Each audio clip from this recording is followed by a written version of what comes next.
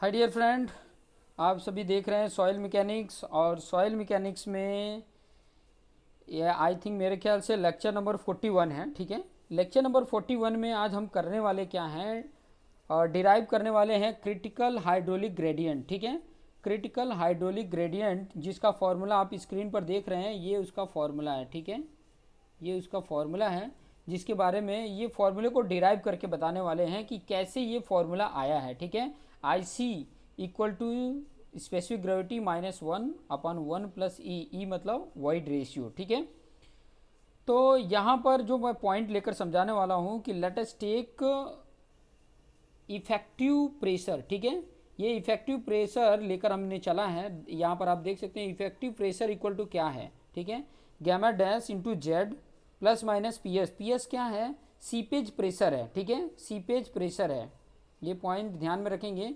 ये effective pressure equal to यहाँ पर आपने जो लिया है, ये गैमा डैश को सबमर्ज डेंसिटी भी बोला जाता है। यहाँ पर मैंने लिख के भी बताया है कि गैमा डैश क्या है, सबमर्ज डेंसिटी। ठीक है, तो इफेक्टिव प्रेशर इक्वल टू क्या होता है कि उसकी सबमर्ज डेंसिटी, एक सबमर्ज मतलब वो डेंसिटी इनटू उसके डेटम से लेके उसका हेड तक का मल्टीप्लिकेशन करते हैं ना, तो उसकी प्रेशर आ जाता है प्लस सीपेज प्रेशर। ठीक है, प्लस माइनस सीपेज प्रेशर है। अभी यहाँ पर ध्यान देंगे कि जो सीपेज प्रेशर है उसको इस फॉर्म में भी लिखा जाता है, आई इंटू जेड। आई आपको पता है कि हाइड्रोलिक ग्रेडियंट है। जेड क्या है आपको पता ही है कि डॉटम से लेके उसके हेड तक है। ठीक है, उसके जो वाटर का जो बॉटम पॉइंट होता है और डेटम है, उन दोनों के बीच को जेड बोला जाता है। और गैमा डब्ल्यू आपको पता है कि वाटर की डेंसिटी है। ठीक है, तो ये इस फॉर्म में हमने पहले लिख लिया। ठीक है, फिर आपको व्हेन जो सीपेज प्रेशर है ये एक्टिंग अपवर्ड डायरेक्शन में। ठीक है, सीपेज प्रेशर कैसा है? एक्टिंग अपवर्ड डायरेक्शन में है। तो जब अपवर्ड में होता है तो उसकी जगह पे अपवर्ड में होता है तो माइनस सिंबल आ जाता है। ठीक है, सीपेज प्रेशर अगर अपवर्ड में है तो माइनस आ जाता है। तो यहाँ पर ये फॉर्मूला आपके सामने दिख रहा है कि effective pressure equal to submerge density into z minus i into z into gamma डब्ल्यू। ठीक है, अब ये वाला इंपॉर्टेंट पॉइंट समझिए, ये बहुत इंपॉर्टेंट है कि when i equal to i z into gamma डब्ल्यू becomes equal to submerge weight. ठीक है, सबमर्ज जो वेट है, ठीक है, सबमर्ज वेट बोल सकते हैं, जो सबमर्ज प्रेशर है। ठीक है, यहाँ पे गैमा डैश इंटू जेड, वो अगर ये इक्वल होते हैं तो इफेक्टिव प्रेशर क्या होगा? जीरो होगा। अगर ये इक्वल होते हैं तो इफेक्टिव प्रेशर क्या हो जाएगा? ठीक है, जीरो हो जाएगा। तो इफेक्टिव प्रेशर जीरो है तो ये आपको यहाँ पर ये वाला पॉइंट को आप देखेंगे तो आपको आइडिया मिल जाएगा। ठीक है, ये जो पॉइंट आपने मैं लिख के बताया हूँ। ठीक है, तो ये पॉइंट आप देखेंगे तो ये आ जाता है, और जब जीरो है तो ये माइनस वाली वैल्यू इधर आ जाती है। ठीक है, ये इस चीज़ों को देख सकते हैं। फिर उसके बाद से जब ये इफेक्टिव प्रेशर जीरो होता है तो hydraulic gradient critical hydraulic gradient हो जाता है। क्रिटिकल हाइड्रोलिक ग्रेडियंट हो जाता है कब? जब इफेक्टिव प्रेशर जीरो होता है। ठीक है, ये भी आइडिया रखेंगे कि इफेक्टिव प्रेशर कब जीरो होता है? तब होता है कि जब hydraulic gradient critical hydraulic gradient में आ जाता है। ठीक है,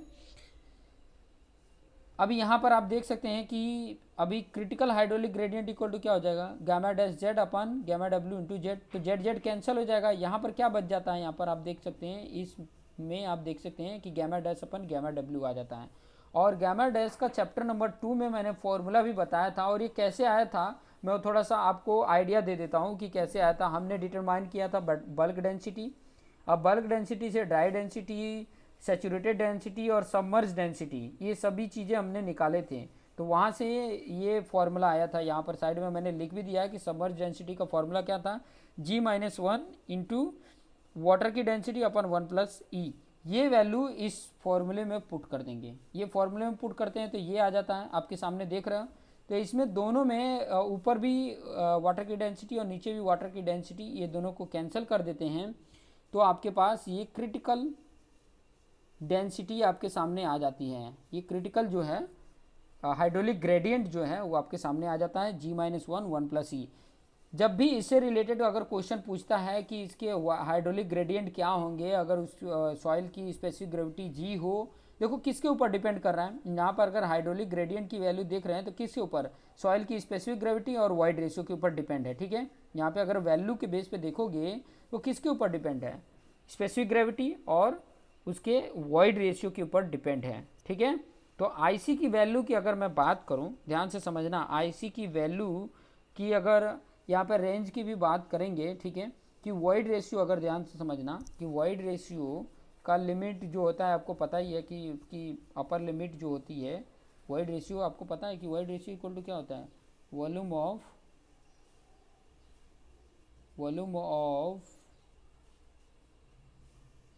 voids upon volume of solid होता है, ठीक है, volume of voids upon volume of solid होता है, ठीक है। तो इस फॉर्मूले के बेस पे हमें जब मैं निकालता था वॉइड्स को, ठीक है, तो उसकी अपर लिमिट, उसका कोई लिमिट नहीं था, अपर लिमिट की कोई लिमिट नहीं थी, ठीक है। तो इसकी वैल्यू अगर जैसे जैसे बढ़ाते जाओगे वैसे वैसे क्रिटिकल ग्रेडियंट की वैल्यू क्या होती जाएगी, कम होती जाएगी, ठीक है, वैसे इसकी वैल्यू क्या होती जाएगी, कम होती जाएगी, ठीक है। और वॉइड रेशियो बढ़ाना, इसका मतलब क्या है, वॉइड रेशियो अगर वॉइड्स अगर बढ़ा रहे हैं तो इसका मतलब क्या हो रहा है कि सीपेज फटाफट हो जाएगा, ठीक है। तो इसकी जो हाइड्रोलिक ग्रेडियंट है, ठीक है, तो वो उसकी जो क्रिटिकल हाइड्रोलिक ग्रेडियंट वो कम हो जाएगी, ठीक है, वो ज़्यादा कब हो जाए, मतलब हाइड्रोलिक ग्रेडियंट में आ जाता है, और ज़्यादा कब होगा, जब ई की वैल्यू कम होगी, ठीक है, ई की वैल्यू कम होगी। तो ये पॉइंट को थोड़ा सा ध्यान में रखेंगे, इस तरीके से डेरिवेशंस करके मैंने पॉइंट बता दिया है। अभी जो और इम्पॉर्टेंट पॉइंट है वो आपकी स्क्रीन पर दिख रहा होगा कि difference between flow through pipe and flow through soil, ठीक है। जो फ्लूइड है, ठीक है, वो फ्लूइड पाइप में फ्लो होता है तो क्या होता है, और सॉइल के थ्रू पास होता है तो क्या होता है, उसके बीच में डिफरेंस यहाँ पर बताया हुआ। तो यहाँ पहला पॉइंट आप देख सकते हो कि दोनों कंडीशन में, for both flow through pipe और flow through soil, laminar flow is consider, दोनों में लेमिनार फ्लो को कंसीडर किया जा सकता है, लेमिनार, ठीक है।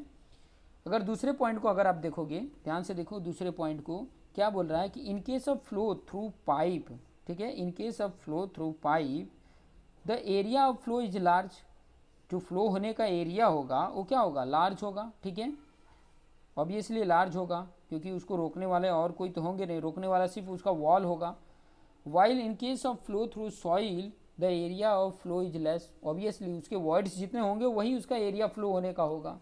तो इसके कंपैरिजन में पाइप में तो पूरा वर्ड्स ही वर्ड्स है, ठीक है, लेकिन इसमें अगर आप देखोगे तो ये सॉइल में वर्ड्स की एरिया कम होती है। थर्ड पॉइंट की अगर देखोगे कि there is no resistance to flow through pipe, ठीक है, अगर पाइप के अंदर से अगर वाटर फ्लो हो रहा है, चाहे कोई लिक्विड फ्लो हो रहा है, तो कोई उसका रेजिस्टेंस नहीं होता है, सिर्फ होता है तो सिर्फ एक वॉल का फ्रिक्शन होता है, वॉल का जो आप सरफेस देख रहे हो उसी का फ्रिक्शन होता है, बाकी और कोई रेजिस्टेंस नहीं होता है। लेकिन अगर सॉइल का देखोगे, सॉइल के अंदर से अगर कोई वाटर फ्लो हो रहा है तो उसमें रेजिस्टेंस ज़्यादा होगा compare to flow through pipe, ठीक है। तो ये पॉइंट मुझे बताना था, आशा करता हूँ कि ये सारे पॉइंट आपको समझ में आ गए होंगे, कॉन्सेप्ट समझ में आ गया होगा कि जो मैं पॉइंट कहना चाहता था। डेरिवेशन मैंने बताया, हाइड्रोलिक क्रिटिकल हाइड्रोलिक ग्रेडियंट का डेरिवेशंस और difference between flow through pipe and flow through soil of fluid, इसके बारे में मैंने ये पॉइंट बताया है। तो आप देखते रहिए और अपने दोस्त मित्र जो भी हैं उनको शेयर करिए कि ताकि वो भी इसका बेनिफिट ले। तो छोटे छोटे वीडियो इसलिए बना रहा हूँ कि ताकि आप आसानी से इसको देख के और अपने कॉन्सेप्ट को क्लियर कर सको, ठीक है। बहुत ज़्यादा बड़े बड़े वीडियोज़ नहीं बनाऊँगा क्योंकि बहुत ज़्यादा बड़े वीडियो होते हैं तो आप बोर होने लग जाते हैं। बड़े वीडियो उसी को लेकर बना रहा है जो ईएससी लेवल का मैं बना रहा हूँ, ठीक है, ESC level engineering service level के बना रहा हूँ। उसमें आप 1 आवर्स के भी देख सकते हो, उसमें 2 आवर्स के भी वीडियो हो सकते हैं, 30 मिनट के वीडियो हो सकते हैं, तो मतलब उसमें बड़े हो सकते हैं क्योंकि वो वही देखेगा जिसके अंदर पेशेंस है, जो जिसने ठाना है कि मुझे कुछ करना है, कुछ बनना है, तो वो वही उसको देख सकता है, ठीक है। तो आप ये देखते रहिए और अपने आप को बेस्ट बनाते रहिए, अपने जो दोस्त मित्र हैं उनको भी शेयर कर लीजिए, ठीक है। Thank you for watching this video.